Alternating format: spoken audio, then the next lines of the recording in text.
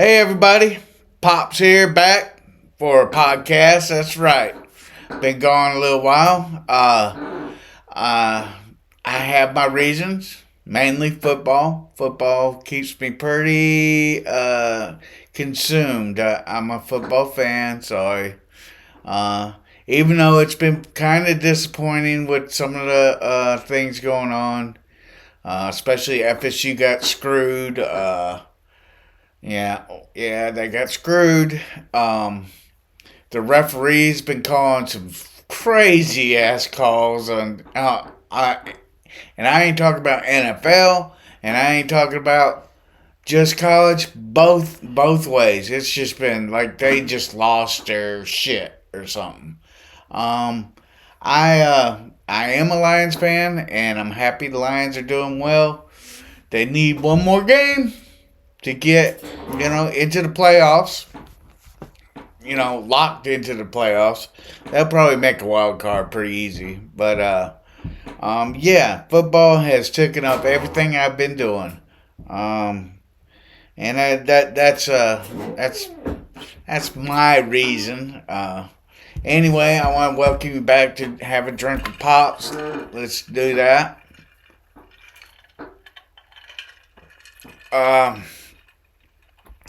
So,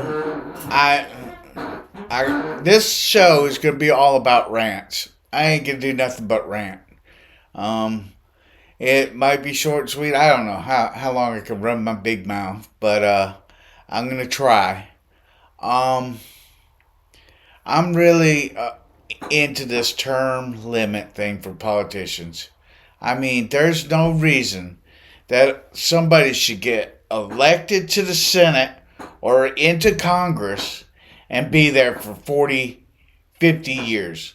No reason at all. There's no job in the world that anybody would go in at one level and stay at that level forever unless they was getting something good to keep it going. I mean, come on. Any job you go to, you go to a grocery store, you start as a bagger. And then you move up to a cashier. Then you move up. You just keep moving, That's how jobs work. You start at the bottom and you work your way up. So a congressman, or whichever is lower, you start at city council. Then you move up to, state senate. Then you move up to the Congress. Then, after, a certain time period, which should be about 8 to 10 years, run for president. Go ahead and try it. Let's, be somebody that people want to elect and get your butt up in there. And then call it a career after 8 years. That you can't lose. But I thoroughly believe that these guys are getting into Congress because they're making better money by just taking lobbyist money or whatever's happening. I ain't an expert, but I thoroughly believe that. So yeah, I think something's up. I think we should have term limits. And which brings me up to the guy, our president, that is he should have been totally out of the Senate or Congress or whatever he was in long ago, but he did. He got nominated. Obama made him a vice president after he didn't run for right after Obama for presidency. He should have just stayed out of politics. I mean, I thoroughly believe he has dementia. The man has his moments. I'm gonna bring up some pictures of him. Look at this guy. Woo wee. I mean, he is he's a winner. Not. Look at this lady. She's like, what the hell? I mean, this guy a complete idiot.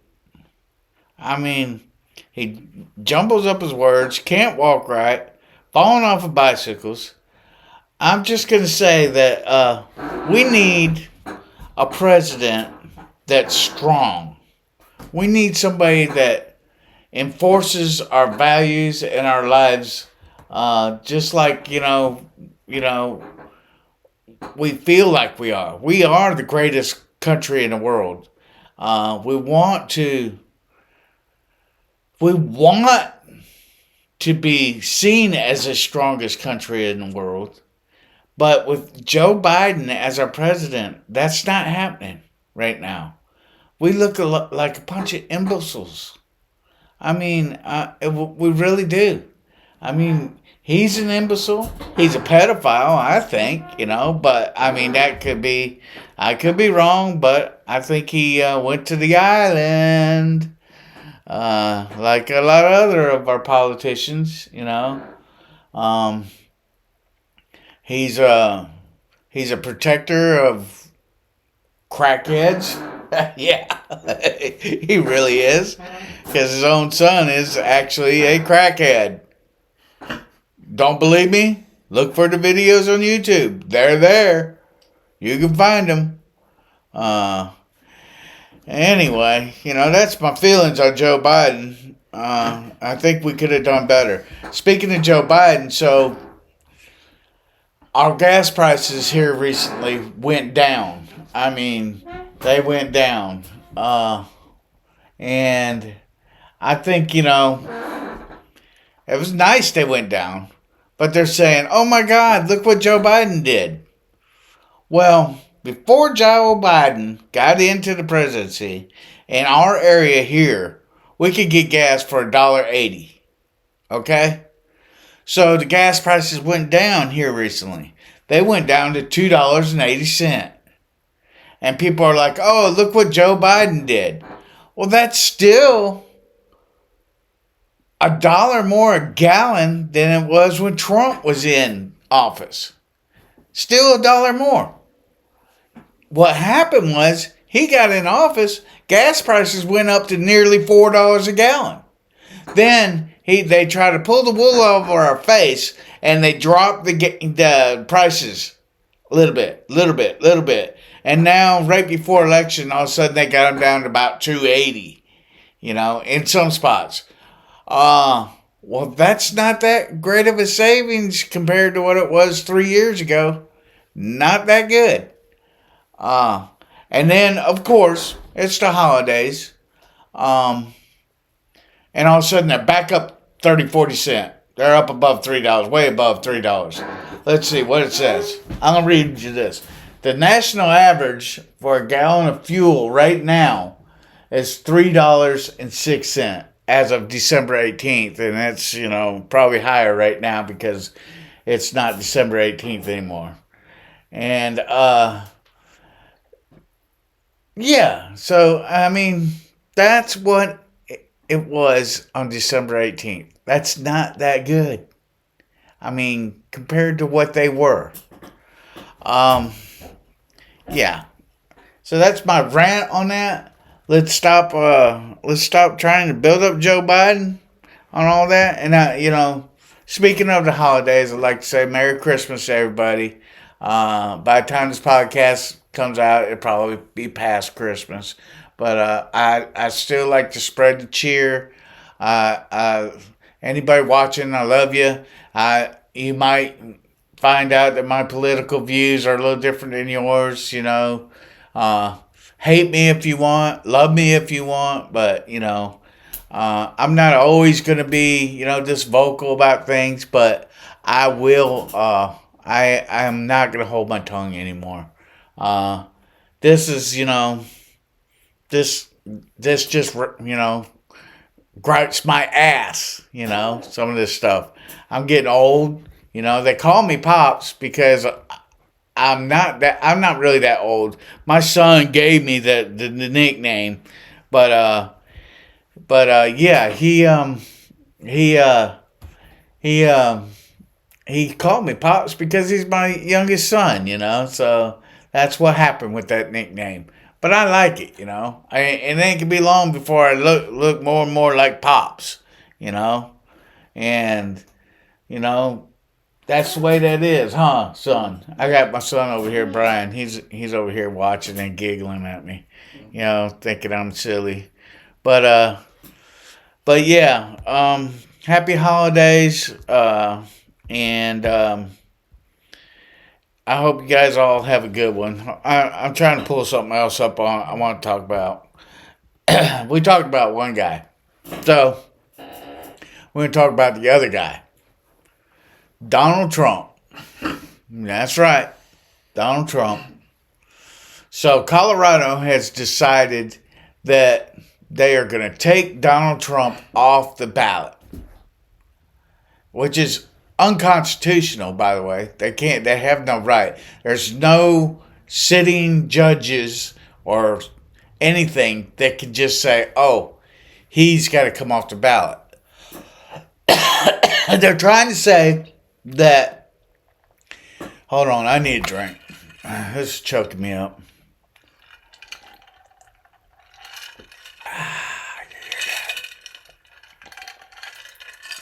Anyway, they're trying to say that in the 14th Amendment that's the reason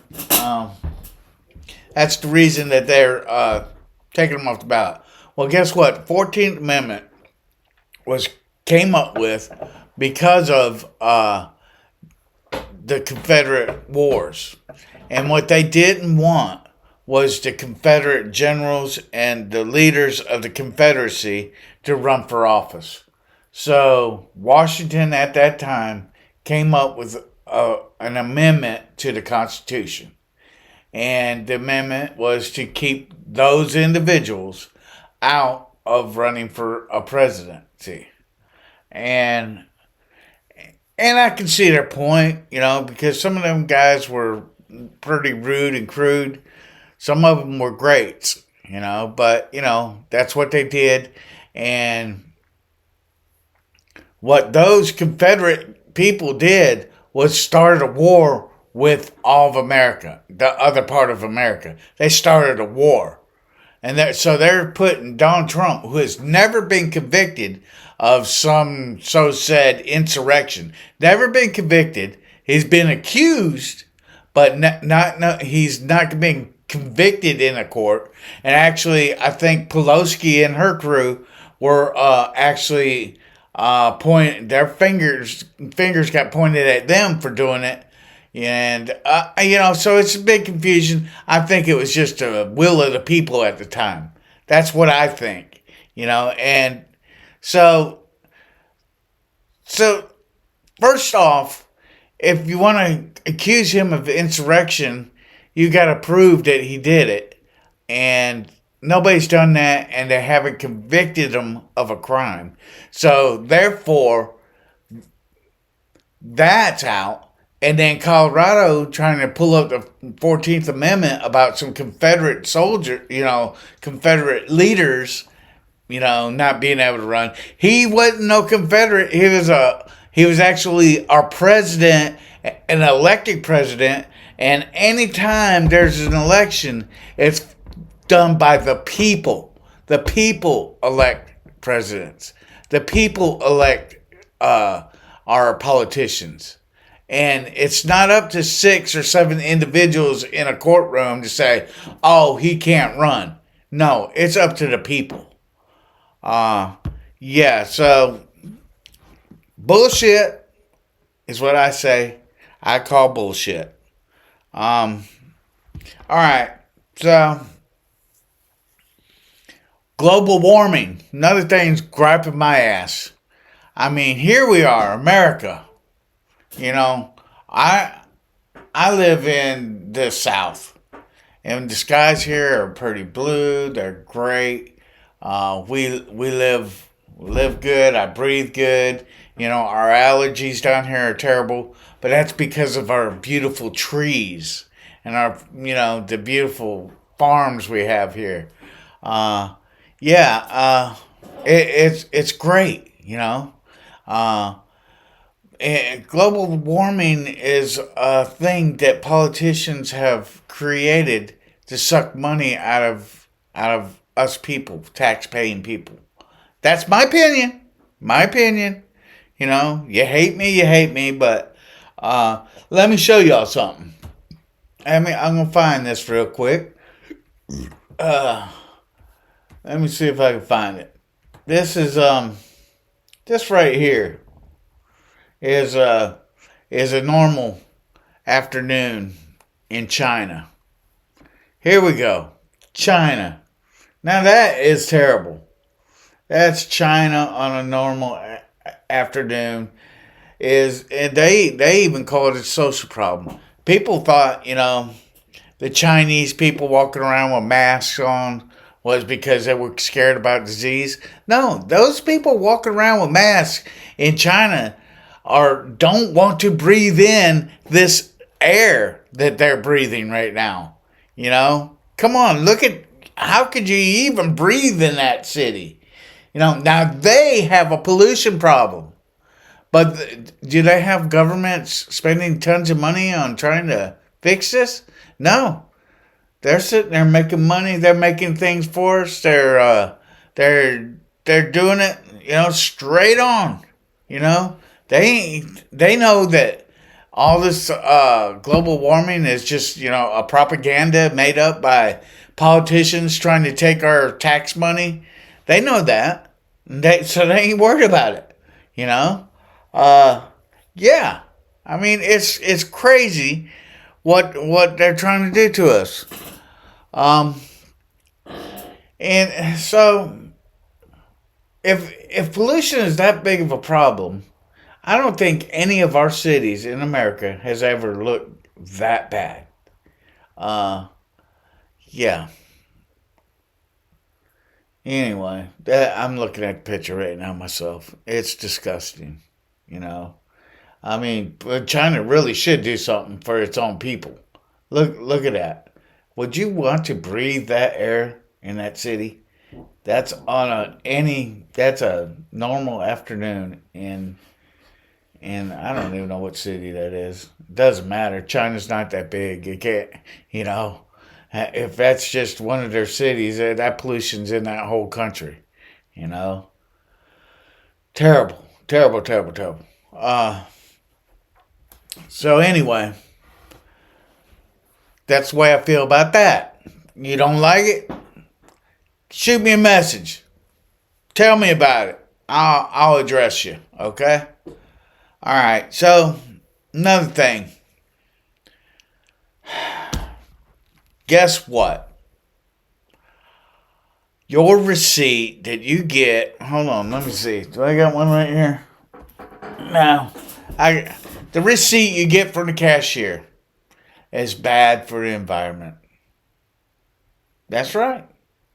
The paper that they make your receipt with is actually bad for our environment, and they don't want you to, I don't know what they want you to do about it, but evidently the chemicals that they put in the paper, the receipt paper, that receive the little laser, whatever it is, to print up that receipt is causing something going on with our environment. So that's just one thing. I mean, come on, this is something we made for our convenience, but all of a sudden now it's an inconvenience. So this is my solution to the receipt thing. Let's everybody collect your receipts. Get that receipt, okay? And collect them for the year. And when New Year's comes on, you start you a bonfire. I don't know. Maybe take pictures of all your receipts. I don't know. Because people save, most people will save every receipt that they get, and they keep a drawer full of them. So there's your fire starter. At your next New Year's party, let's start the new year off by burning those receipts and having a drink. That's right.